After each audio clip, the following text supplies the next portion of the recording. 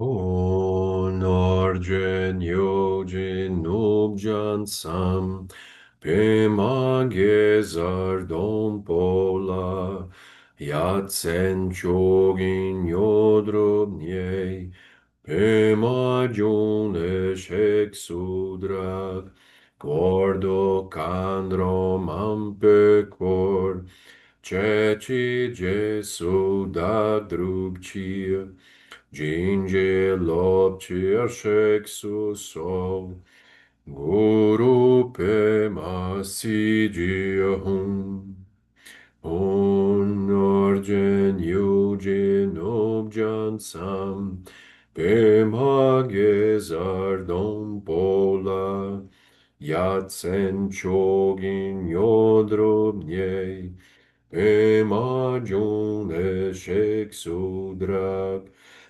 cordo candro mampecor, ceci Jesu da drupcia, ginge lapcia sexus sol, guru pe masigia hum. Onarjen yojin objan sam, pemagezar dom pola, yatsen chogin yodrobniei, pemajun eshek sudrak, cordo candro mampecor, ceci Jesu da drupcia, Ginge lapcia sexus sol, guru pe masidihum. Sanje chodon sochi chonam la, janchu bardu dagni chapsuchi, dagi jing soji pe sonanchi, drola pinchier sanje druparsho. Sanje chodan sochi chonam la, janchu bardu dagni chapsuchi, dagi jing soji pe sonanchi, drola pinchier sanje druparsho. Sanje chodon sochi chonam la, janchu bardu dagni chapsuchi, dagi jin soji pe sonanchi, drola penchir sanje druparshu. Om ha hum ben zara guru pema siji hum. Om ha hum ben zara guru pema siji hum. Om ha hum ben zara guru pema siji hum. Om ha hum ben zara guru pema siji hum. Om ha hum ben zara guru pema siji hum. Om ha hum ben zara guru pema siji hum. Om ha hum ben zara guru pema siji hum. Om ha hum ben zara guru pema siji hum. Om ha hum ben zara guru pema siji hum. Om ha hum ben zara guru pema siji hum. Om ha hum ben zara guru pema siji hum.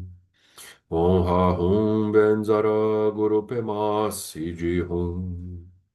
Om ha hum ben zara guru pema siji hum. Om ha hum ben zara guru pema siji hum. Om ha hum ben zara guru pema siji hum. Om ha hum ben zara guru pema siji hum. Om gate gate para samgate Bodhi Soha Om Gate Gate Paragate Parasamgate Bodhi Soha Om Gate Gate Paragate Parasamgate Bodhi Soha Om Gate Gate Paragate Parasamgate Bodhi Soha Om Gate Gate Paragate Parasamgate Bodhi Soha Om Gate Gate Paragate Parasamgate Bodhi Soha. Boa noite, pessoal, tudo bem? Liberei o áudio. Sim, Claudinha. Boa noite. Boa Oi, noite. Lorene. Boa Boa noite. noite. Boa Eu noite. queria te fazer uma pergunta antes de você começar. Aham. Não tem a ver com o nosso estudo, não, mas o Lama falou hoje várias vezes dos quatro kayas do Buda. Tá. Aí eu fiquei pesquisando, o único kaya a mais que eu achei é um que tem um nome esquisito, está no Gampopa, Chagafikakaya. Svabhavika Kaya. Svabhavika. Mas nunca tinha ouvido falar nisso antes. Sim, os três kayas principais, né? Nirmanakaya, Sambhogakaya e Dharmakaya, Ah, eles são uma classificação geral dos três kayas do Buda, né? Aí o hum. quarto corpo, Svabhavika Kaya, seria um corpo de essência que é como se ele fosse a síntese dos três, como se ele fosse um quarto corpo que sintetiza as qualidades dos três corpos anteriores. Então não é um corpo adicional, no sentido assim, então o Buda tem um outro tipo de Ai, por que que o manifestação, Lama fala os quatro kayas? Desculpa. porque Ele essa fala em quatro. classificação aparece assim. Ele é um Kaya como se fosse a síntese dos três. Ah, E tá. às vezes se fala num quinto Kaya, um Vajrakaya. Ah, é? Sim. Essas classificações a gente deveria entender assim: bom, a mente do Buda é uma só. Não tem como dividir, compartimentalizar a mente búdica. Não. Porém, para efeito didático, para poder conversar com seres sencientes como nós, né, que temos uma mente dual ainda, uma mente que pensa, né, de forma classificatória, isso é, isso não é. Aí o Buda, ele descreve essas qualidades, né? Mesma coisa, cinco sabedorias. O Buda só tem cinco sabedorias, não tem uma sexta, ou não tem quatro, ou não tem três. Também são apenas esquemas classificatórios que a gente nunca deveria tomar muito assim como, sabe, a ferro e fogo é isso ou não é isso. Tá bom. São. Mas você acha Uhum. que ele tá falando de qual como quarto? É esse Do mesmo, Vajra? Svabhavika Kaya. É esse mesmo corpo. Impronunciável, tá bom. Obrigada, Veja, Marcelo. os indianos falavam com o pé nas costas, isso aí facinho. Não é Engraçado. possível, né? Svabhavika. Svabhava significa assim essência. Svabhava em sânscrito, né? É a essência própria, pessoal. Então, Svabhavika seria o Svabhavika Kaya, corpo, o Kaya, né? Svabhavika de essência, né? Seria essa a ideia. Obrigada. Nada. Mas sempre entender a noção dos corpos do Buda, os Kayas, né, do Buda, como isso.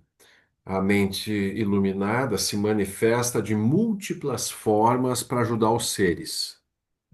A forma mais essencial, né, da mente búdica é o Dharmakaya, que é um corpo que não tem forma, não tem características. É a essência da mente do Buda vazia e luminosa. Mas aí já o Sambhogakaya já é um nível de emanação sutil luminosa para atender alguns seres que têm a capacidade de acessar o Sambhogakaya, que são bodhisattvas já avançados. E aí o Nirmanakaya que surge de múltiplas formas, desde o corpo como um ser humano, como o Buda Shakyamuni, surge como um Nirmanakaya, um corpo de emanação, mas o Nirmanakaya pode ser de várias formas, ele pode surgir até como objetos para beneficiar os seres. Então, os textos falam que ele pode aparecer como animais, pode aparecer como pontes, como árvores, como várias coisas que surgem no sonho dos seres sencientes quando aquilo é útil, é necessário, né, para ajudar. Então, é assim que se descreve. Então, é isso. A gente é melhor guardar a ideia de que a mente lúcida do Buda, completamente iluminada, ela pode manifestar infinitas formas de acordo com as necessidades e, claro, com também a capacidade dos seres de verem isso. Porque não adianta nada o Buda ter uma capacidade de emanar uma certa habilidade se os seres não conseguem reconhecer. Por isso que o Nirmanakaya é a forma mais grosseira, assim, que os seres sencientes conseguem tocar, ver, falar, conversar, né? Mas lembrando sempre que então não é assim, o Buda é alguém além, que está lá do além e vem do além para nos ajudar, né? Alguma coisa desse tipo. Nós já somos os três kayas do Buda, só que nós não reconhecemos. A nossa mente já é Dharmakaya, Sambhogakaya e Nirmanakaya, só que devido à delusão, né, básica, à vidya, ignorância fundamental, a gente não enxerga a nossa natureza búdica já se expressando, já se manifestando o tempo todo. Então, o Buda, quando se ilumina, ele só reconhece aquilo que ele já era, ele não vira alguma coisa nova, ele não descobre alguma coisa diferente. Isso é bem interessante. É uma visão assim, ou seja, nós já temos a natureza de Buda, ela está disponível, só que ela não está reconhecida e estabilizada. Então, ao longo do caminho de praticantes, tem momentos que a gente tem vislumbres, assim, tchum, uma abertura maior, uma clareza, né? A gente vai se aproximando do reconhecimento daquilo que a gente sempre foi e não percebia que era. Então, essa é a visão, assim, né? Bem, eu acho bem favorável, né? Entender que a gente já tem a natureza de Buda e não vai ter que desenvolver ou conquistar ou aperfeiçoar isso de alguma forma. Eu acho bem libertador, assim. Muito bem. Então, vamos ao nosso texto, o Sutra do Ataque do Coração, na página 125. 125. A vacuidade profunda em quatro aspectos. O restante do que Avalokiteshvara diz no Sutra do Coração representa a sua resposta mais detalhada à pergunta de Shariputra, e também um comentário sobre o significado de ver os cinco skandhas como vazios de natureza. As primeiras quatro frases dessa resposta mais longa são frequentemente consideradas como o coração do Sutra do Coração. Forma é vacuidade, vacuidade também é forma. Vacuidade não é diferente de forma e forma não é diferente de vacuidade. Essa resposta um pouco mais detalhada também é conhecida como a vacuidade em quatro aspectos ou a profundidade em quatro aspectos. Um pouco mais adiante, no Sutra, né, também está a profundidade em oito aspectos, que vai aparecer. Mas agora são os quatro aspectos. Essa é a declaração-chave do Sutra do Coração, assim como dos Sutras Prajnaparamita em geral. Parece que forma e vazio são exatamente o mesmo, mas isso deve ser entendido com cautela. O que essa passagem aborda é a unidade das duas realidades, com forma representando a realidade relativa ou aparente e vacuidade representando a realidade última. Por que a forma é vazia? Porque é vazia de uma natureza própria. E por que a vacuidade é forma? Porque ela não é nada além de vacuidade que aparece como forma. Se procurarmos por alguma forma que exista de modo independente, separada da vacuidade, não encontraremos.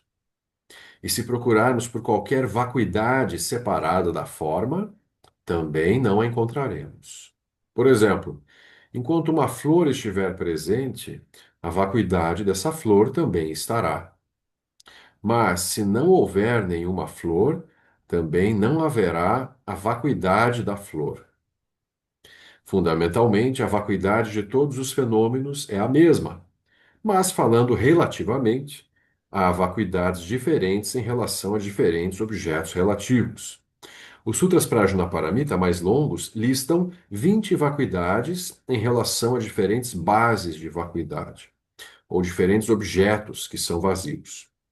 Assim, podemos falar da vacuidade de uma flor, da vacuidade de um copo e assim por diante. Claro que isso tudo apenas faz sentido de um ponto de vista relativo. Nós nos referimos ao que quer que surja e então falamos sobre a verdadeira natureza do que quer que apareça. Porém, se nada aparece de modo algum, não podemos falar da verdadeira natureza disso.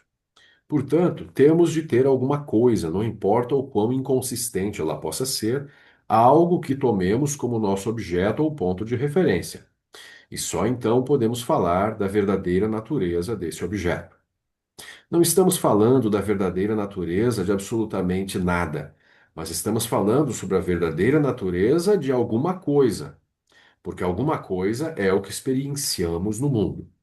Nunca temos a experiência de absolutamente nada, nem lidamos com o nada. Sempre experienciamos e lidamos com alguma coisa. Assim, a frase forma é vazio significa que a forma não tem nenhuma natureza própria. Em outras palavras, a forma é vazia de ser forma.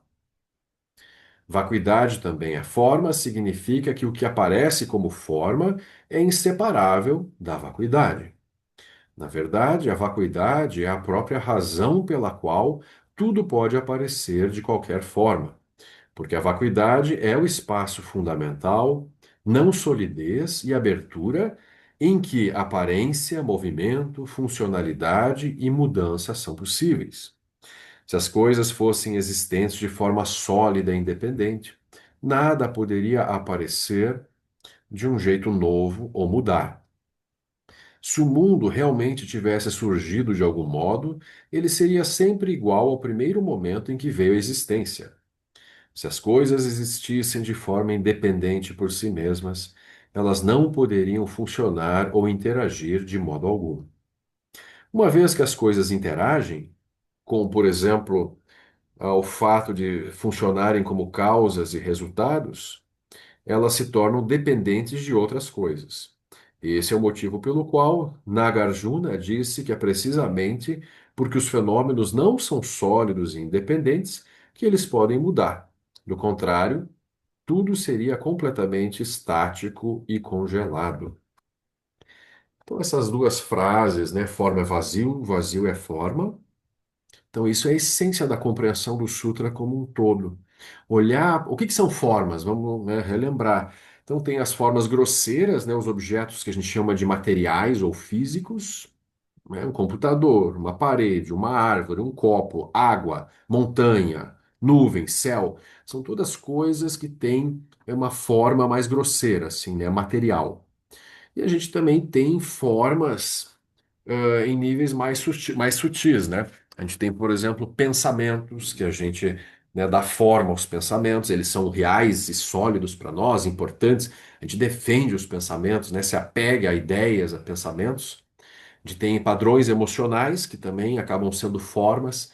Ou seja, em última instância, tudo que eu consigo descrever de alguma forma é uma forma. Formas.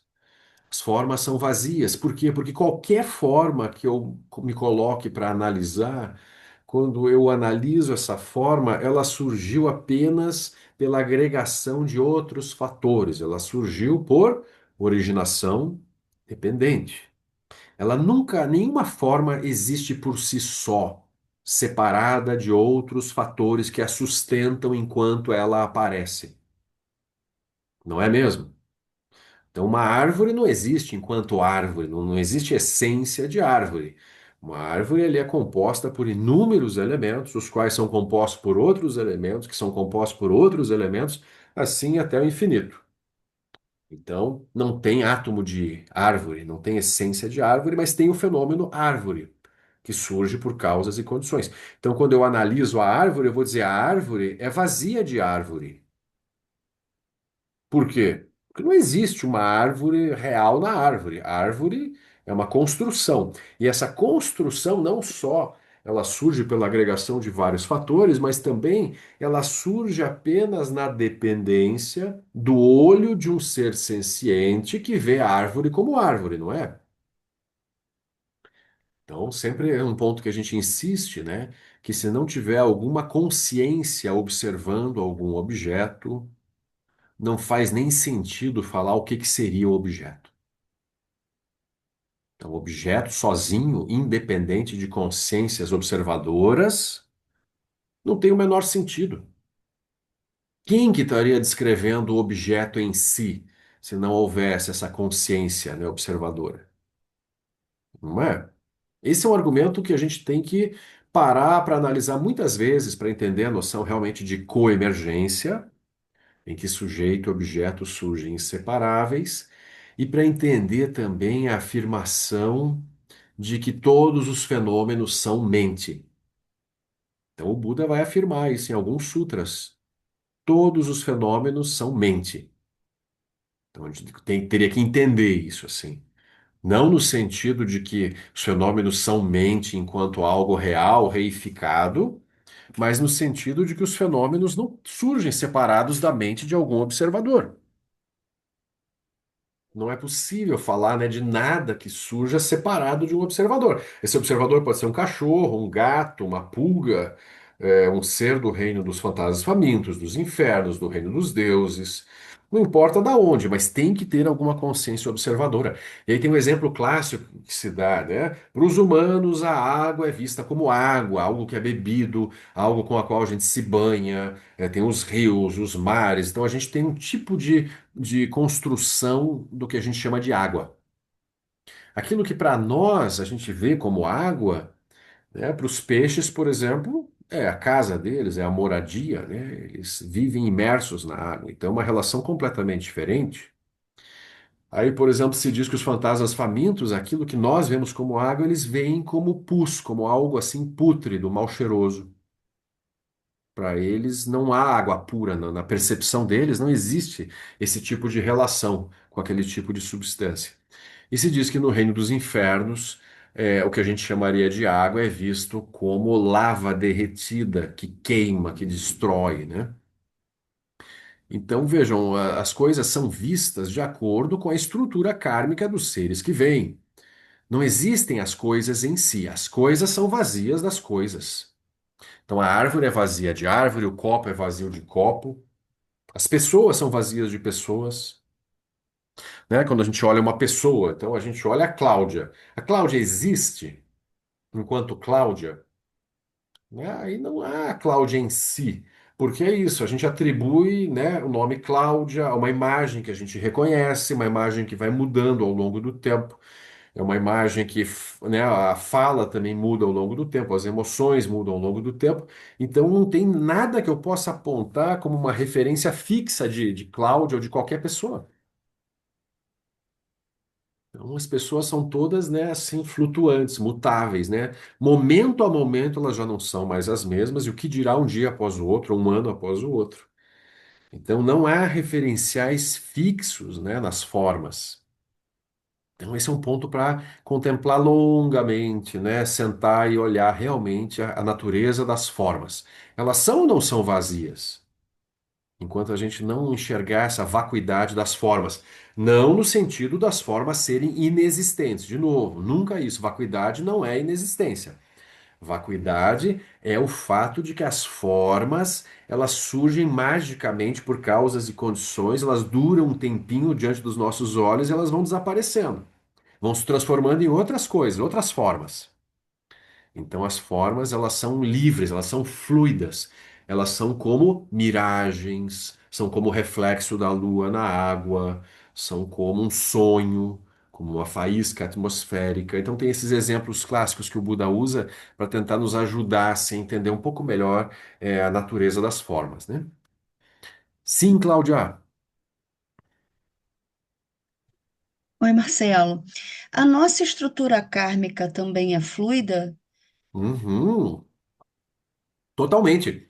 Se ela não fosse fluida, como é que eu me libertaria de algum karma? mas o que eu quero dizer, numa vida numa existência, a gente consegue fazer. é, Porque esse tema da vacuidade a gente lê, entende cognitivamente, mas precisa contemplar muito, né? É, a gente consegue fazer mudanças significativas na nossa estrutura kármica numa vida, numa Certamente. existência? Totalmente. A gente pode chegar ao ponto extremo, como o Guru Rinpoche, Vimalamitra, Tsetsun Sandi, alguns mestres, que chegaram ao ponto de realizar o corpo de arco-íris em vida. Eles dissolveram os cinco elementos grosseiros, terra, água, fogo, ar, éter. Eles dissolveram aquilo nos elementos primordiais, que são as cinco cores. Eles desapareceram enquanto corpo de ser humano. Então é possível se iluminar completamente e se libertar 100% de todo e qualquer karma na mesma vida, ou construir outros karmas completamente diferentes. Então a gente Mas pode. aí, em cima dessa tua resposta, eu fico pensando assim, você citou grandíssimos mestres, né? Sim, A minha pergunta é mais no sentido de seres mais comuns, claro. porque eu fico pensando, por exemplo, a minha prática meditativa ainda se resume a meia hora, uma hora por dia, é, entre shamatha e essas contemplações.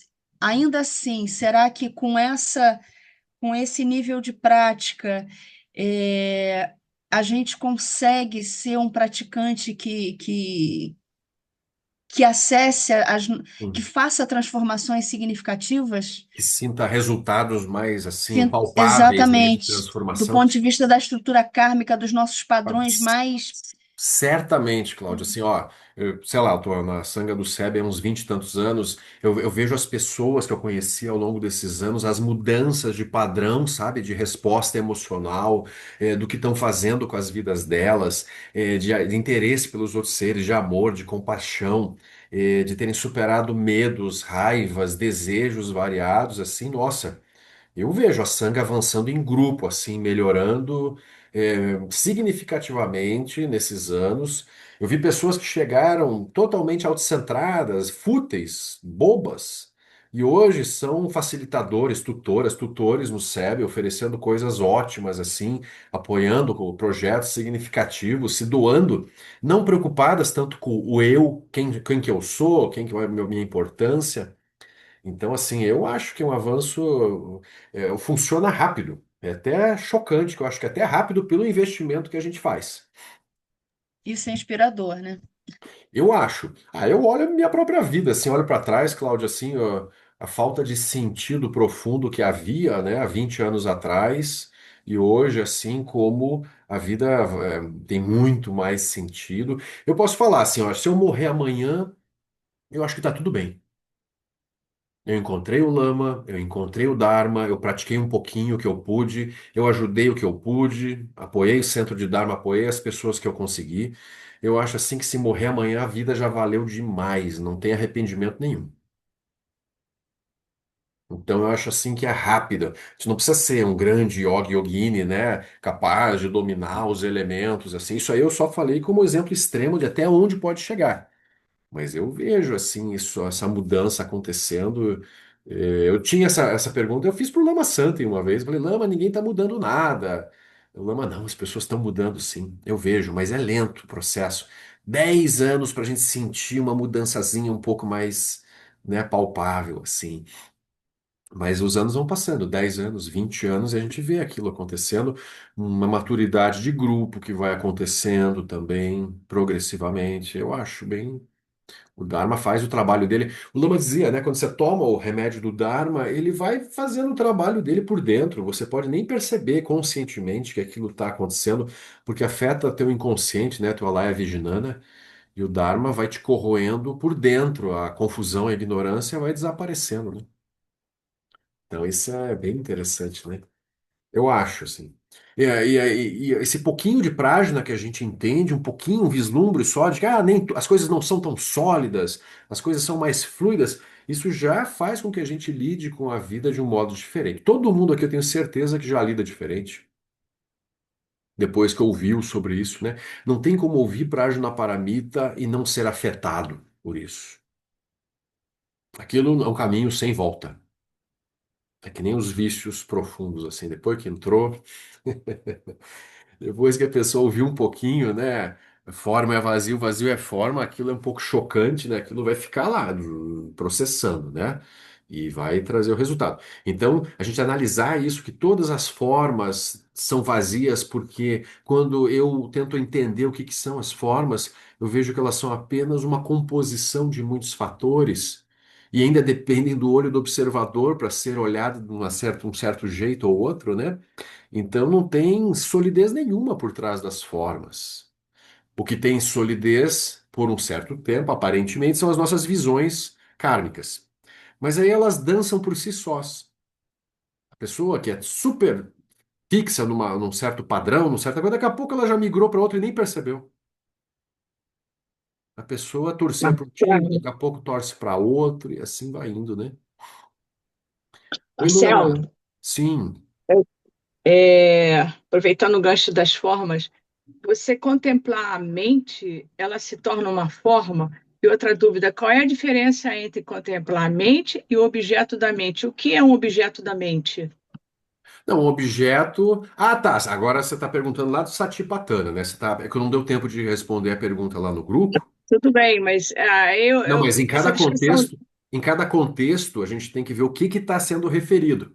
Então, por exemplo, Ah, quando eu estou falando aqui de Prajnaparamita, não necessariamente é a mesma linguagem que se usa no Satipatthana. Esse é um problema dessas palavras. Mente, consciência, objeto mental, em cada sutra, em cada contexto, pode ter um significado um pouquinho diferente.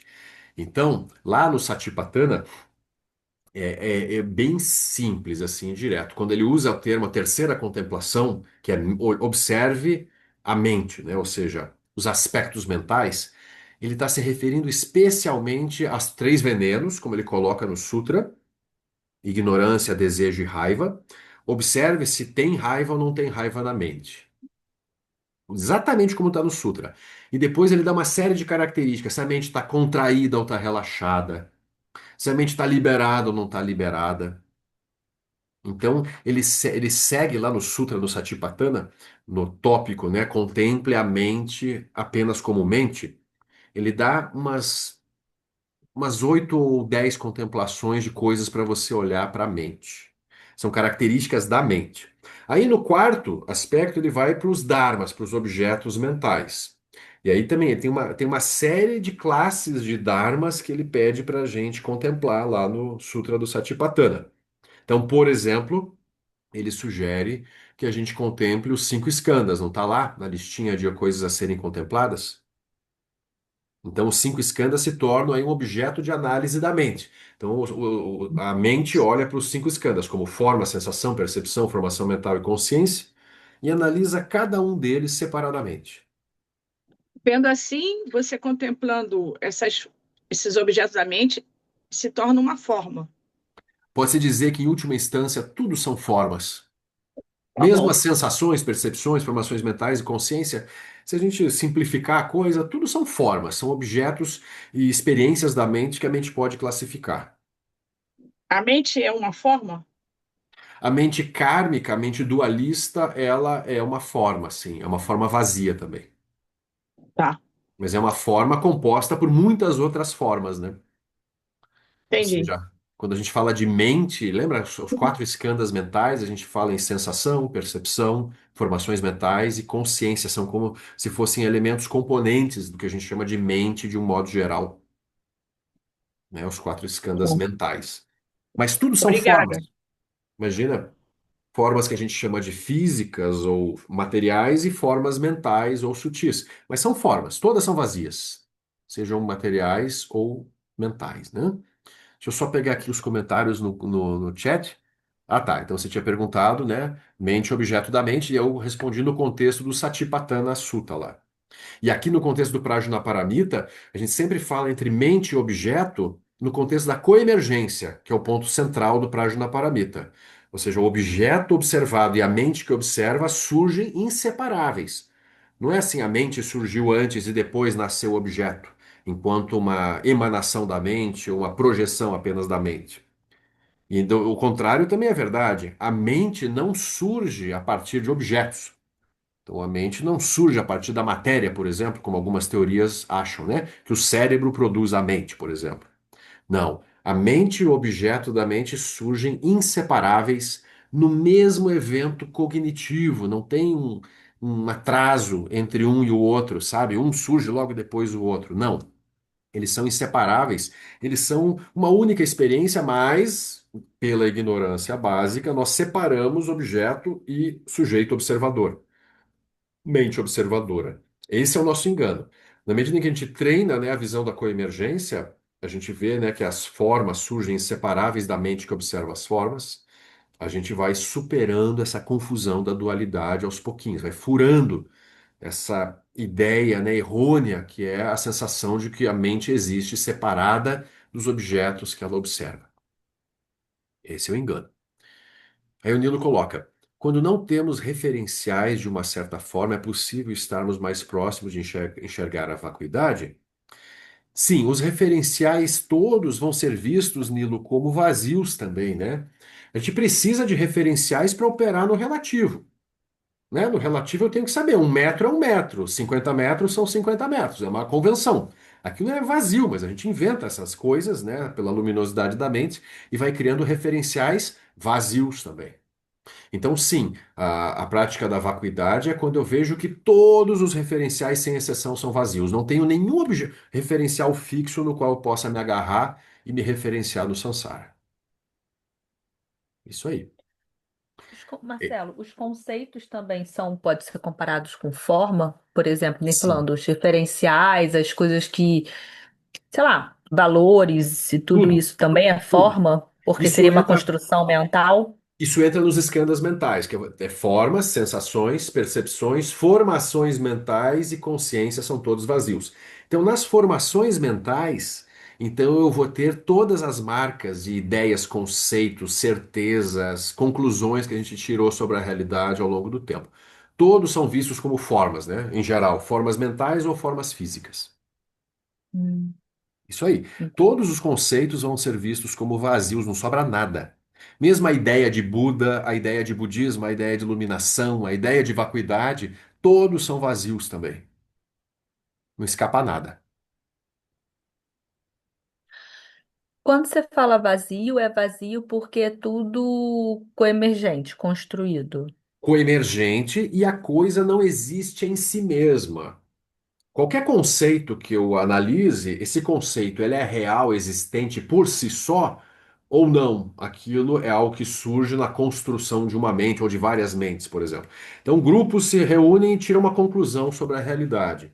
Aí aquilo passa a ser real para aquele grupo, Uhum, não é? Por exemplo, os seres humanos, eles têm a sensação de que existe a lei da gravidade, em que os objetos são puxados, né, em direção ao chão por uma massa maior que a Terra. Por exemplo, Newton postulou a lei da gravidade, a lei da atração dos corpos, né, na razão direta do produto das massas e inversa do quadrado da distância, né? Lembram lá da lei de Newton? Mas aí, no sentido de que aquilo acontece, ele arranjou uma forma de descrever a realidade. Mas até hoje a ciência não consegue entender por que que a gravidade opera.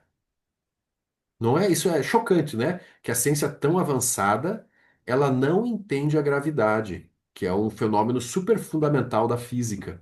Inclusive, né, na estrutura de subpartículas atômicas, há essa busca pelo graviton, que seria uma subpartícula, que seria a partícula que gera a tal da gravidade.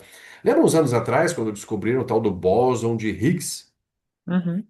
Que é uma subpartícula lá fundamental que dá massa para substâncias no modelo de partículas lá estabelecido. Então, não havia como explicar por que que as coisas tinham massa, de acordo com o modelo anterior de partículas. Então, a partir da observação do bóson de Higgs, né, nos aceleradores de partículas, se conseguiu explicar naquele modelo, naquele sistema descritivo inventado, né, que os objetos têm massa porque o bóson de Higgs existe, porque a gente comprovou. Mas para a gravidade não existe, por exemplo, nenhuma explicação ainda. É, mas assim, ela é vazia porque ela não existe nela mesma, mas a gravidade existe. Enquanto uma Só que ela experiência, não é. enquanto uma experiência dos seres humanos, por exemplo, ou dos animais. Entende? Não são todos os reinos que têm noção de gravidade, por exemplo. Isso é uma construção. Aquilo existe, sim, na experiência específica de um certo tipo de ser senciente. Vai ter a sensação de gravidade. Entenda que a gravidade não existe por si só. A gravidade é inseparável das mentes de alguns tipos de observadores. Por exemplo, no bardo dos sonhos, quando você sonha à noite, Hum, já não é diferente a relação com a gravidade? sei Você já lá. sonhou que estava voando, por exemplo? Já? Não, sei, eu não imagino voando, por exemplo, então eu acho que Mas você não sonhou o assim. sonho Não, tem por exemplo, gravidade. eu já sonhei muitas vezes que estava voando, né? Ou mesmo que estava caindo, mas o cair não é igual ao cair aqui no acordado. O cair no sonho é diferente. Ou seja, a gravidade já não opera do mesmo jeito. A gente ainda tem a memória da gravidade, tanto que a gente tem a sensação de cair no sonho, mas é um cair Uhum. diferente. Já não cai com a mesma velocidade, né? Isso Não é cai, verdade. né? Lembram qual que é lá a constante da aceleração da gravidade? 9,8 metros por segundo ao quadrado? Lembram do Enem? Não vai Nossa, cair. Marcelo, por que que você lembra dessas coisas? Não, essas coisas são importantes. Eu sugiro para todo mundo. Eu sugiro, isso é conhecimento básico. O ensino médio, todo mundo deveria ter os livros do ensino médio ainda em casa e revisar de vez em quando. Física, química, É, geografia, história, matemática. A gente, depois que termina essas coisas, a gente vai emburrecendo. A gente vai esquecendo esses conhecimentos. é E a gente sabe verdade. assim, marca de café, qual café que é melhor, né? O que que tem promoção na Black Friday, isso que interessa a gente. Ah, Marcelo, isso é memória. Isso não é É, inteligência, necessariamente, é memória.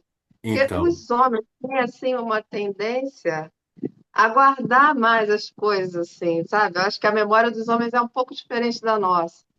Então, Discordo. isso Conheço, parece conheço, ser um pouco memória. conheço várias mulheres que têm uma memória ótima para fatos, datas e coisas também. Claro, há Eu exceções, né? Mas eu acho que a não acho que é maioria. exceção. É perfil kármico, acho que são perfis kármicos específicos, assim. Né? A mente é mente. Mente não tem assim, mente é homem ou é mulher, né? A mente pode ser treinada de várias formas. No fundo, isso aí não é tão importante assim, né?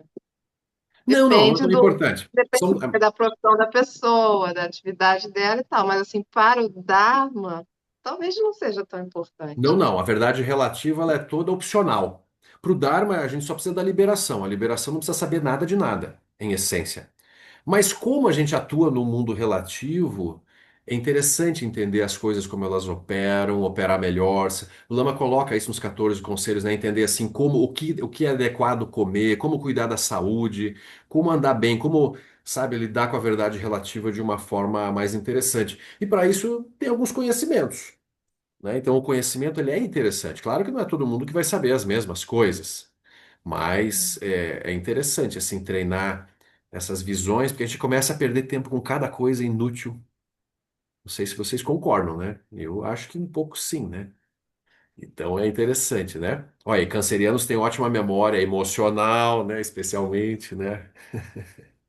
Então tem um pouco disso tudo. Eu estava brincando com isso só para entender o seguinte, que a noção de gravidade ou de qualquer lei física, ela opera na dependência de causas e fatores. O próprio Einstein descobriu isso, que as leis físicas não são fixas. Não é? Tem a teoria da relatividade que Einstein desenvolveu. Ele viu que em altas velocidades ou em dimensões muito grandes, até a luz vai se curvar, né? Dependendo da gravidade. Então, são descrições da realidade, descrições da observação. Então, a gravidade em si não existe.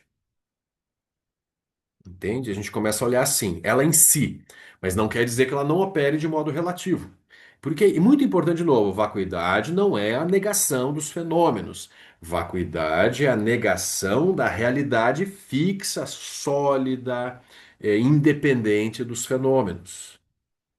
Percebem a diferença? É muito importante entender esse argumento que vacuidade não é uma negação absoluta, é uma negação de qualquer tentativa. Porque assim, a gente tende, por ignorância, por reificação, a dar valores fixos aos fenômenos, às pessoas, às experiências. A gente tem uma mente que dualiza tudo e congela as coisas e opera em mundos estreitos, congelados, e sofre por causa daquilo.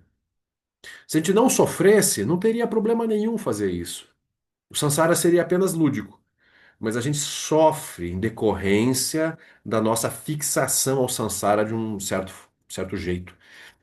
Então, a vacuidade vem como um remédio para nos libertar dessa mente que se fixa as coisas como algo que não muda, que não é, né, assim, livre. Então, é recuperar a liberdade básica, assim, né? Esse é o objetivo da vacuidade. Não é aniquilar os fenômenos, não é jogar tudo no lixo, negar tudo, né? Não é isso. Tá bem? Então, Ryan, só um minutinho, deixa eu só ver, tinha outros comentários aqui no chat, já chegamos aí. A Helenise comentou, nessa forma de explicar a água nos diversos reinos, também explica a paisagem mental. A paisagem é que valida os pensamentos, certo? Com certeza. Sempre dou esse exemplo para explicar a paisagem mental, se não me engano, esse exemplo vem numa apostila 12 Elos do Lama, exatamente daquelas transcrições antigas, né, em que o Lama, especialmente lá em Peirópolis, né, ele colocava, né, a D não está ali agora. Mas assim, sim, essa questão que ela colocou é bem importante. Ou seja, para eu ver as coisas de um certo jeito, tem que estar numa paisagem mental específica. O exemplo que eu gosto de dar é esse: você vai num jogo de futebol, ver o Flamengo disputar a final de um campeonato, por exemplo, aí a pessoa ela está numa paisagem. Lá dentro do campo, aquilo, né, tem toda uma energia, um olhar que não faz sentido se eu entrar num teatro, por exemplo, para assistir um show. A gente vai passeando por paisagens mentais, né? E dentro das paisagens específicas, a gente vê as coisas de um jeito. Então, algo para mim que seria horrível numa certa paisagem pode ser maravilhoso em outra paisagem. Como é que pode? Não é verdade? Sei lá, a pessoa não gosta de tomar chuva, mas se ela tá num show da banda favorita dela, ela não tá nem aí com a chuva. Ela toma chuva felizona e sai, volta para casa encharcada e pagou R$ 400 e acha o máximo ainda aquilo. Agora, se ela tiver que ficar numa fila esperando, sei lá, alguma coisa para acontecer, e tiver molhando, né, pegando chuva, ela vai ficar incomodada, vai reclamar, né? Ou seja, né, as coisas, as experiências dependem totalmente da paisagem mental, sim, com certeza. E aí, como explicar a vacuidade dos 12 elos? É exatamente isso, Luana. Essa lembra no roteiro dos 8 pontos de Prajna? O Lama pede para a gente contemplar cada um dos 12 elos e ver a vacuidade de cada um dos 12 elos. Então, na construção de uma identidade específica, eu preciso ver. Eu preciso ver. é, tá, achei a Luana aqui. Eu preciso ver, né, por exemplo, como é que as marcas kármicas, o segundo dos 12 elos, elas são vazias. Como é que as consciências são vazias? Como é que o nome e forma são vazios? Como é que o surgimento dos sentidos, aquilo é vazio? Como é que o contato dos sentidos com o objeto, como é que isso é vazio? Mesmo raciocínio, Luana. Sempre eu vou olhar que cada um dos elos é apenas um tipo de visão sobre o mundo que brota de modo coemergente, que não existe por si só, e que é apenas uma experiência da mente presa naquilo, fixada, né? A dualidade. Tudo começa com a dualidade, né? A vidya é o primeiro elo. Se eu eliminar a vidya, se eu eliminar a dualidade básica, eu elimino todos os 12 elos de uma única vez. Eu me liberto dos 12 elos, né, de uma única vez quando eu supero a vidya. Mas todos os elos são portas de entrada para realizar a vacuidade. Se eu, por exemplo, analisar o sétimo elo, que é bem fácil de analisar, o sétimo elo é o quê? É Vedana. Gosto, não gosto, indiferença. Não é? As sensações agradáveis, desagradáveis, indiferentes. Então, nas sensações é muito fácil de ver a vacuidade das sensações. Porque aquilo que é agradável num certo momento, no minuto seguinte já não é, né? Então a pessoa. É o exemplo que eu sempre dava do rodízio de pizza. Começa comendo um pedaço, delicioso, maravilhoso, segundo pedaço, terceiro pedaço, e aquilo vai ficando, né, desagradável à medida que você chega no 20º, 25º pedaço, mais ou menos, vai ficando ruim, né? Então, daqui a pouco a pessoa vomita a pizza, não consegue nem sentir mais cheiro de pizza. Então, e aí? A sensação é agradável ou não é, ou é desagradável? Então, comer pizza em si não é nem agradável nem desagradável. Depende do quê? De um monte de causas e condições, né? Então, todas as sensações são vazias, porque elas não surgem por si sós, não são fixas. As sensações, elas vão variar de acordo com as causas e condições do momento. O que me explica que elas não são algo definitivo. Então, se ela não é algo fixo, definitivo, então eu digo que ela é vazia. Ela não é inexistente. De novo, ele não está dizendo que as sensações são inexistentes. Está dizendo apenas que as sensações surgem apenas como um fenômeno vazio e luminoso, originado dependentemente, ou seja, depende de causas e condições, e como essas causas e condições flutuam, a sensação flutua junto. Então, quando eu tento localizar a sensação em si, eu não encontro nada. Tudo bem? Então a gente vai ver que os 12 elos são todos portas de entrada para a realização da vacuidade. O sétimo elo, o oitavo elo, que é o desejo, Trishna. Quando eu tive uma sensação agradável em relação a alguma experiência, eu começo a desejar aquela experiência mais vezes. É o oitavo elo, não é? Eu também vou analisar o desejo. Como é que brota o desejo? O desejo é sempre enganoso. O objeto de desejo, seja lá o que for, ele não tem nele mesmo, em si, aquilo que eu estou buscando como objeto de desejo. Para ele ser desejável, depende de causas e condições também. Por exemplo, se você estiver numa situação mais grave, sei lá, com uma dor aguda, alguma coisa, você olha para o objeto de desejo que no momento anterior era desejável, mas aí, sei lá, teu rim está doendo, você nem lembra que aquele objeto pode despertar qualquer tipo de desejo. Tem prioridades. Os desejos vão surgindo na dependência de uma paisagem mental adequada, de um ambiente adequado. Quando não há as causas e condições para que o desejo surja, o desejo não surge, não é? Ou seja, não há objeto de desejo real que sempre gera desejo. Não há. E nem há o ser desejante, né? Ele também é vazio. Então, isso tudo que a gente está falando são temas, né, clássicos de contemplação. São, por exemplo, capítulos no Fundamentos do Caminho do Meio de Nagarjuna, que é o primeiro texto organizado em que a vacuidade é estudada de modo sistemático, né? O Fundamentos do Caminho do Meio é sempre citado, Dalai Lama cita extensamente, porque na linhagem Gelugpa eles estudam bastante esse texto. Mas todos os mestres, Gampopa cita várias vezes no Ornamento da Preciosa Liberação, ninguém vai deixar de citar Nagarjuna, né? Fundamentos do Caminho do Bem. Então lá são vários capítulos. A gente estudou isso no Sol da Sabedoria. Lembram? Faz tempo já um pouco, né? Então, quem quiser, às vezes é bom revisar aquele livro, é maravilhoso, né? Assim que é mais uma chave que vai ajudando a destrancar a compreensão da vacuidade, né? Então, o Sol da Sabedoria é muito bom para isso, né? Então a gente vai contemplar assim os 12 elos um por um.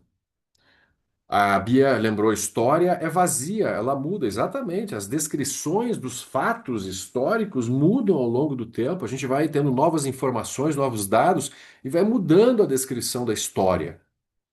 Então, um dia a gente levanta uma estátua para um maluco lá que fez alguma coisa. Daqui a pouco a gente vai lá e derruba a estátua do maluco porque não vale a pena, né? Então, isso acontece o tempo todo ao longo da história, né? Constrói, destrói, as visões vão mudando do que é, o que aconteceu, como que aconteceu, se foi correto ou não foi correto. Então, né, os exploradores europeus que invadiram as Américas, a Ásia, a África, eles eram vistos como personalidades maravilhosas até pouco tempo atrás. Essa noção, né, de que o que os europeus fizeram, na verdade, foi um desastre, né, no mundo todo, é mais recente, né, que a gente olha com esse olhar. Então, por exemplo, os filmes americanos de mocinho e bandido, índio, né, e mocinho, na verdade, né? Eles, né, a diversão daqueles filmes é matar índio, né? Os índios aparecem como seres selvagens horríveis e os homens brancos aparecem como aqueles que, né, estão levando o progresso, a palavra cristã, né, para regiões perdidas por visões demoníacas. Então essa é a descrição, né, daqueles filmes, né? Buffalo Bill, né, sei lá, essas coisas recentes, assim, lançamentos, né, recentes, assim, do cinema, né, que mais? Butch Masterson, essas séries, né, recentes, assim, Os Pioneiros, oh, eu gostava de ver Os Pioneiros, lembram disso? É, era isso, né, como é que os bons homens brancos e mulheres invadiram, né, colonizaram o oeste americano, ou aqui no Brasil, o que os portugueses fizeram, né, com os povos originários, e assim vai. Então a história é totalmente vazia. A mente é fundamental para entender o Dharma. Com certeza, o papel da mente é central, né, na compreensão de todo o Dharma. Não tem como falar dos dharmas, né, seja dos objetos ou dos ensinamentos, sem ver como é que a mente se posiciona em relação a eles. Por isso que o Dzogchen vai no ponto central da coisa, reconheça a natureza da sua mente, é a única coisa que tem para fazer. Pode jogar fora todo o resto do Dharma. Se você pegar esse ensinamento e for a fundo, reconhecer através das práticas a natureza fundamental da mente, vacuidade e luminosidade, acabou. Não tem mais nada para fazer. Todo o resto do Dharma é consequência, né? É consequência. Então a mente é o ponto central, né, da prática do Dharma, especialmente na linhagem Nyingma, né, como a gente desenvolve assim. Isso, basta ouvir o Peninha falando sobre as estradas de São Paulo, né? O Peninha é uma figura, ele é bom para ressignificar a história, né, de várias formas. Ele sempre dá uma visão diferente assim daquilo que é aceito nos livros de história, assim por diante, né? Então ele vai cortando. O grande objetivo de entender a vacuidade seria contemplar que tudo é vazio, logo não devemos nos apegar às coisas ou emoções. Exatamente. A vacuidade nos liberta das prisões, dos apegos e fixações. A tudo, absolutamente tudo. Estados internos, pessoas, mundos, histórias. Então, a vacuidade é o grande remédio que o Buda trouxe para nos libertar dos apegos delusórios que a gente gerou. Apego ao si mesmo, que é o apego fundamental ao eu, né, a identidade pessoal, a sensação de existência própria de modo separado, apego ao eu, apego a todas o mundo material, apego às ideias, apego às emoções, ao próprio budismo, apego aos ensinamentos, apego aos mestres, apego à sanga, apego ao dharma, tudo isso vai ter que ser liberado. Tudo é vazio. Exatamente. O Ryan chamou agora reforço. Chegou o Francisco. Ah, Boa dupla. noite, Marcelo. Tudo bom, Boa noite. queridos? Que bom vocês Boa estarem noite, aqui. pessoal. Saudades. Então, começar falando que eu e o Francisco, a gente não tem conseguido participar dos estudos online, né, ao vivo, mas a Sim. gente tem visto muitas das gravações antigas que você gravou, né? A gente começou vendo o Gampopa, depois a gente foi pro Sol da Sabedoria, depois fase da meditação sobre a natureza do vazio. Agora a gente está vendo as gravações do Sutra do Ataque do Coração, né? Começando do início. Legal. E assim, foi realmente agradecer, assim, né? Porque realmente é um material muito precioso, porque você não encontra esses materiais de textos clássicos, assim, acessível na nossa língua portuguesa, né? Muito pouco. E esses textos clássicos, eu achei que foi muito, muito libertador, porque eles trouxeram uma visão, assim, muito abrangente, sabe? Então, surgiram algumas dúvidas, aí eu resolvi perguntar aqui. Claro. E eu tenho Eu puder quatro ajudar. perguntinhas, mas eu acho que não é tão complexo assim, né? Tipo, por exemplo, né? No Hum, Sol da Sabedoria, que eu acho que foi um dos que mais me impactou, assim, né? O Kempo comentando sobre o texto de Nagarjuna, né? sim. Que eu acho que aquilo foi muito interessante, que eu nunca tinha visto a vacuidade daquela perspectiva, né? Dele provando a vacuidade de fenômeno por fenômeno, nunca tinha visto aquilo. E aí Sim. ele sempre caía na questão da originação dependente, né? Para explicar, tudo bem. Então ele provava que a coisa não tinha uma existência intrínseca, mas aí não podia falar que a coisa não existia. Então ele falava que na reunião de causas e condições aquilo surgia, né? Então nessa análise teve uma questão da gravidade, né? Da gente ver se a gravidade, que a gravidade é uma coisa física provada pela ciência. Como é que é isso? Ela existe ou não existe, né? Eu cheguei a pensar assim que a gravidade ela depende da massa, né? De acordo com os cientistas, né? Porque Uhum. no espaço, por exemplo, não tem massa. Então não tem gravidade. Então, se a gravidade depende da massa, então ela não existe inerentemente, né? Ela tem uma existência dependente, ela depende de causas e condições para existir. Então ela é vazia de uma existência intrínseca, Sim. né? Não seria isso? Correto, correto. Se pensar no espaço, né, tem aqueles corpos celestes gigantescos, né, se movimentando em velocidades altíssimas, mas existe uma força de atração entre eles, que é a gravidade, mesmo a distâncias de milhões e milhões de quilômetros. Por exemplo, a Terra orbita ao redor do Sol a 150 milhões de quilômetros, mas não é arrastada em direção ao Sol, é um ajuste perfeito, né, para aquilo seguir em movimento. Mas ainda assim tem um espaço vazio entre a Terra e o Sol, então a gravidade opera no vácuo, né? Vamos dizer, o vácuo científico. Então mantém aquela atração. Mas a gente sabe como a gravidade opera a partir da visão dos seres humanos. Mas a gente não entende de onde que ela surge, sabe? De acordo, mesmo de acordo com a visão científica ainda, de onde brota a gravidade, né? Então isso é interessante. Do ponto de vista budista é muito simples. É isso, a gravidade surge como um fenômeno originado independentemente, como todos os outros. Ela não tem uma existência própria, intrínseca, independente dos fenômenos. E seria impossível a gente mapear as causas todas, né, que geram os fenômenos, então isso nem é um caso assim, né? É uma Mas cadeia infinita. Por isso que o Buda não responde às perguntas assim: o universo teve um início? O universo terá um fim? O universo, tanto temporalmente quanto espacialmente, ele é infinito ou ele é finito? Essas questões é que os filósofos e cientistas se debruçam. O Buda, ele simplesmente silenciou. Vocês já viram isso, né? Teve 14 perguntas que o Buda não respondeu, que ele simplesmente silenciou. Não porque não haja propriamente alguma resposta, mas porque a pergunta é uma pergunta dualista sobre algo absoluto. Aí não funciona. Uma pergunta num referencial dualista para explicar o absoluto não tem como alcançar. Assim como a Prajnaparamita, né? A Prajnaparamita, ela é inconcebível, inexprimível, Prajnaparamita, porque ela não pode ser tomada como um objeto dual, né, de conhecimento. A Prajnaparamita, a gente pode usar como um dedo que aponta para a Lua, mas a Lua em si eu não tenho como apreender, né? Através dos argumentos. Sim. uma questão central assim que surgiu é a questão dessa originação dependente. O Lama ele vem descrevendo a originação dependente com uma semelhança com o, o, o, o outflow que é descrito no Surangama, né? Que como se uma aparência surge, a gente toma aquela aparência por base para gerar uma cadeia de originação dependente, que é como com a linguagem que ele tem usado para falar de originação dependente. Mas eu assim, eu não consegui encaixar uma coisa com a outra, né? Porque eu acho que é como se nesse contexto do outflow, a originação dependente ela fosse algo impuro a ser purificado, um obstáculo, né? Que muitas vezes é colocado como sendo um obstáculo, que como se quando a gente estivesse em meditação, com a mente estabilizada, a gente estivesse livre da originação dependente. Mas quando começa as atividades, a originação dependente começasse a operar. Mas eu acho que dessa perspectiva da praçângica, eu vi que é uma interpretação diferente de originação dependente. Então eu não consegui encaixar essas duas coisas. Então essa é uma das questões centrais, assim. Sim. Então veja, a originação dependente, se eu sou um ser liberado, um Buda, eu vejo a vacuidade da originação dependente, mas ela não deixa de operar. Ela segue se manifestando, mas eu não gero mais delusão em relação à originação dependente. Eu não gero mais qualquer sentido dual em relação à originação dependente ou qualquer reificação dos objetos que surgem através da originação dependente.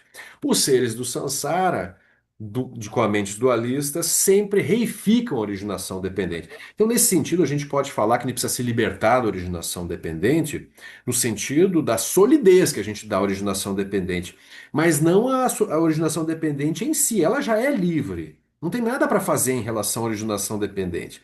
O que tem são mentes deludidas ou mentes lúcidas diante da originação dependente. Ela segue operando. Ou, por exemplo, os próprios Budas e Bodhisattvas liberados, eles não criam as terras puras luminosamente, criam ambientes favoráveis para os seres se manifestarem lá e praticarem e alcançarem a iluminação, como Amitabha, por exemplo, que criou a terra pura de Sukhavati, e todos os Budas, né, e Bodhisattvas.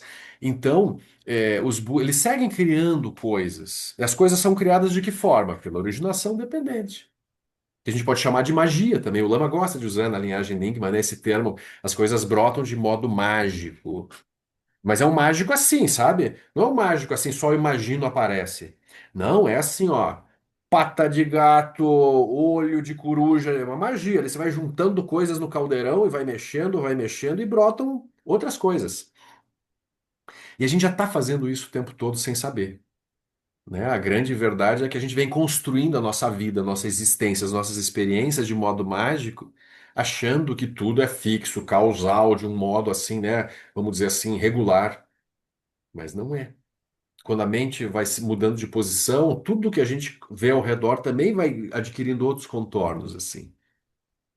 Então, esse é um ponto difícil disso que você trouxe, sabe, Ray? Assim, a noção de que como é que eu junto a noção da coemergência com a noção de que a originação dependente ocorre por causas e condições.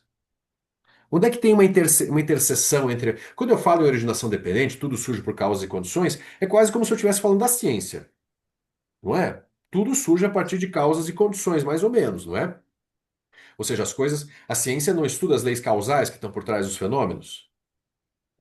Né? Então ela tenta entender como é que as coisas surgem, operam, né? E a originação dependente também vai tentar descrever como é que as coisas vão se juntando e formando outras, né? Mas aí, se eu olho só esse lado causal, causas e condições, eu não estou ainda falando do papel do sujeito na experiência da originação dependente, ou seja, a coemergência. Então eu tenho que unir esses dois temas. Eu tenho que unir, por um lado, essas descrições clássicas da originação dependente, como estão nos textos clássicos, com essa visão que vem mais pelo Mahamudra e pelo Dzogchen da coemergência, de como que a mente é fundamental na experiência do objeto, né, ou do fenômeno. Eu vou ter que, no caminho, unir essas duas visões, essas duas explicações que surgem, né, por sistemas diferenciados. Então, no sistema Madhyamaka, né, especialmente para sangue, que é como o Nagarjuna vai colocar lá, você tem toda essa descrição detalhada da originação dependente como vacuidade. E se você vai ver os sistemas do Mahamudra e do Dzogchen, a descrição não se prende tanto nessa descrição causal, mas sim na natureza da mente que vê os fenômenos. Então, Pode se a ser por gente esse motivo que o Kempo botou a Shenton acima da Praçângica, né? Que a Shenton ela vai trabalhar com essas questões, né? Exatamente, o Lama Santen meio que concorda, sabe? Então, no budismo tibetano tem esse debate infinito de qual que é a visão filosófica mais elevada. O Dalai Lama é categórico de colocar que a Madhyamaka prasangika, essa que põe a vacuidade como ponto último, né, realmente a visão mais correta. Mas ele tem Já aquele muitos. Dzogchen, né? Oi? Ele tem aquele livro do Dzogchen, que ele fala sobre o Dzogchen, assim, de maneira sublime, assim, né? Sim, Ao sim. longo do tempo. Mas veja, falar sobre o Dzogchen não quer dizer que ele esteja abrindo mão da visão praçângica como mais elevada. Tem muitos mestres Dzogchen, inclusive da linhagem Nyingma, que também colocavam a praçângica como mais elevada, como o Digme Limpa, por exemplo, que foi um grandíssimo mestre. E você vai encontrar outros que são Shanton. Vai encontrar vários que são Shanton. Então, assim, tem esse debate, fica em aberto. Não tem uma resposta definitiva, quase que uma escolha pessoal, né? Ambos têm argumentos maravilhosos para justificar a sua posição, por isso que o debate não finalizou nunca, né, ao longo dos séculos assim. Então, para nós, como meros praticantes, a gente bebe nas visões que um apresenta e bebe na que o outro também apresenta, e aproveita no momento atual de prática, aquilo que eu dou conta de praticar, eu aproveito o que tem de melhor de cada sistema. É melhor, como no texto, né, Fases da Meditação sobre o Vazio, é melhor não olhar para a vacuidade como visões excludentes, uma exclui a outra, mas sim como uma sequência progressiva em que uma visão ajuda a outra. Né? Eu acho que isso é uma forma melhor de olhar para as várias escolas filosóficas, né, e diferenças entre os mestres. Eles estão só enfatizando aspectos diferentes, né, da visão última do Buda para ajudar os seres a superarem suas prisões e fixações. Melhor não achar assim, essa é correta e aquela está errada. Essa é uma abordagem sectarista, né, que gera só debate e não ajuda os praticantes. Então, o Campo E de nesse livro qualquer forma, é maravilhoso. sim. De qualquer forma, a originação dependente não se limita a esse fluxo de pensamentos, né? Não. Que um, A originação dependente, ela é a lei geral que rege o universo como um todo. Então, o Dalai Lama ele coloca isso muito claramente em alguns textos, né? A originação dependente é a lei geral. Aí, dentro da originação dependente, tem os seres sencientes operando. E aí tem o karma, por exemplo, que é um caso particular da originação dependente do que se refere a fluxos de consciência. O karma não é a única realidade. O karma ele opera dentro da originação dependente, que é uma lei mais geral. Então, é assim que o Buda descreve, né? Muito bom. Que legal, que bom que estão aproveitando os estudos. É bom, as coisas ficam gravadas, né? E dá para estudar com o tempo depois, né? Uma alegria. Obrigado, Marcelo. Imagina, Um Francisco. abraço. Gratidão, Abraço. Marcelo, pessoal. Tá bom, querido. Então hoje a gente fica por aqui, né, Obrigada. mas é muito importante enfatizar isso, né? Que a vacuidade é um remédio, é um antídoto para o apego deludido às coisas como reais. Isso é a vacuidade, né? A vacuidade não é uma filosofia. Pode haver debates filosóficos a respeito, mas não é o propósito do Buda. O Buda é um médico, ele não é um filósofo, ele não é um cosmologista. O Buda é um médico que vem para curar a doença do sofrimento. Ele não especula em relação a coisas que não ajudam a curar a doença do sofrimento. Isso é um pouco frustrante para muitas pessoas, assim, que às vezes vêm investigar, né, no budismo, visões filosóficas, né, mais profundas, e tem um pouco, mas só no que aquilo contribui para a liberação da mente. Esse é o ponto. Marcelo, posso fazer Sim. só mais uma perguntinha? Aham, claro. Eu reparei também nesses textos clássicos que eles dividem, assim, né, essa questão do Hinayana, do Mahayana, e principalmente no Gampopa. Um momentinho, deixa eu ligar o carregador aqui do notebook. O Gampopa, ele vai descrever o Arhat Sim. como o fruto do caminho Shravaka e Pratyekabuddha. O Isso. fruto do caminho Shravaka e Pratyekabuddha é o Arhat. Aí ele descreve o Arhat como aquele que purificou, ele realizou a vacuidade do eu, mas ele realiza parcialmente a vacuidade dos fenômenos. Isso. Então ele não tem uma realização completa, ele não é um Buda. Então Correto. quando ele faz a passagem, né, ele vai para o Nirvana parcial, e aí o Buda aparece lá e fala: vocês chegaram muito longe, mas precisamos ir para o caminho Mahayana. Aí eles vão em direção ao caminho Mahayana em direção à iluminação. Mais ou menos assim que ele coloca lá Essa é no a andamento da Pista descrição. de Liberação, né? Isso aí. Então, o Lama, nesses dias, ele passou no Satipatthana. E Uhum. eu comecei eu lembrei dessas questões e comecei a olhar o Satipatthana.